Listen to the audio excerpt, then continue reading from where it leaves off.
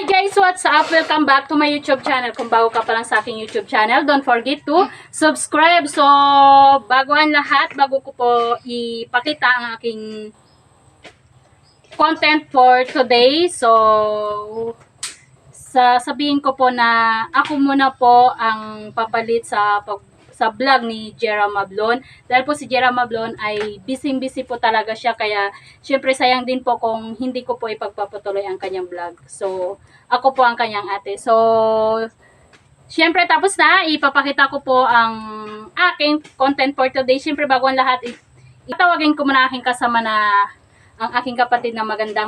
Yam, pasok! Syempre, hi guys! Ipapakita po namin ngayon kung paano po ang pagluto ng langka.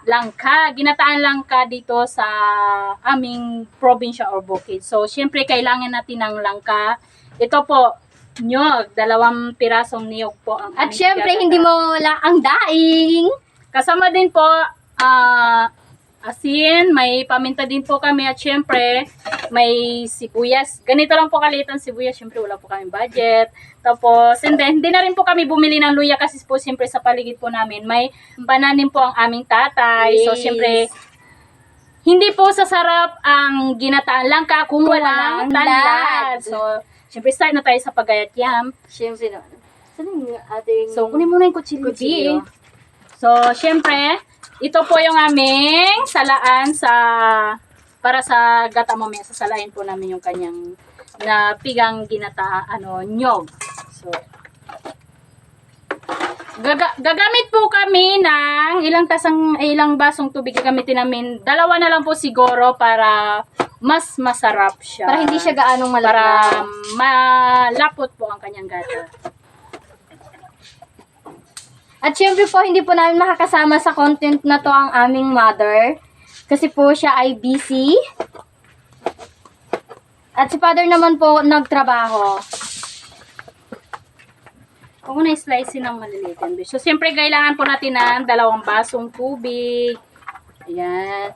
Ay, si Japit po pala, hindi po namin kasama ngayon dahil po sinamahan niya po ang kanyang nanay sa punta po ng cemetery. Sementeryo. Cementerio po. Dalawa na, diba? So, siyempre, malinis, hindi, hugas na lang ako ng kamay para Make sabihin sure na hindi na tayo. So, pipigaan ko na yung aking niyog. Ito, yummy, ilagay mo dyan, isa-isa by, kwarto-kwarto. Siyempre. Dito ko ilalagay yung aking napigaang niyog para pag napigaan po namin, ito po ay hindi namin itatapon para naman po ito sa mga alaga naming hayop dito sa paligid. So, yan, start na tayo. Ganito lang po siya sa pagpiga ng niyog. Siya na kayo, hindi ako marunong.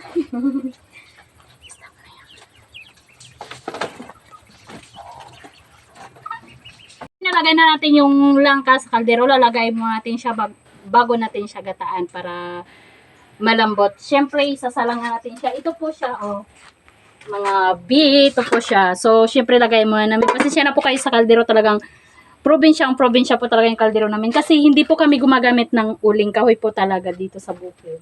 So, siyempre, lalagayin natin. Hihintayin po natin siyang kumulo. And then, bago natin siya gagataan, lalagay na po ang lahat ng kanyang mga ingredients. So, ayan mga bi, gagataan na po natin ang ating langka. So, ganito po siya.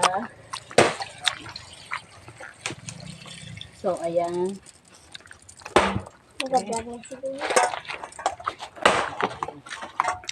And then, ihahalo po natin ang ating tanlad, luya,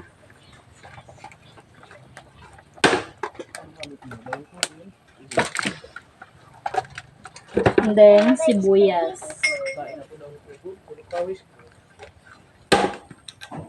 So, ayan ba, hindi na namin ginisabi, talagang yan ang ginawa namin, gagataan na lang namin, hindi na namin ginawa. Lalagyan natin siya ng paminta.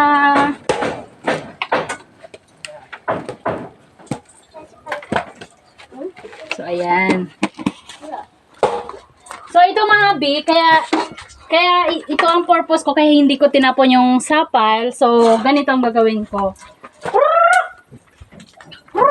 Ganito para hindi po siya sayang. So, ipapakain ko po siya sa mga alaga po namin dito sa bahay. Ayan, kaya po, hindi ko po talaga tinapon yung sapal. Para po, hindi sayang. Ayan.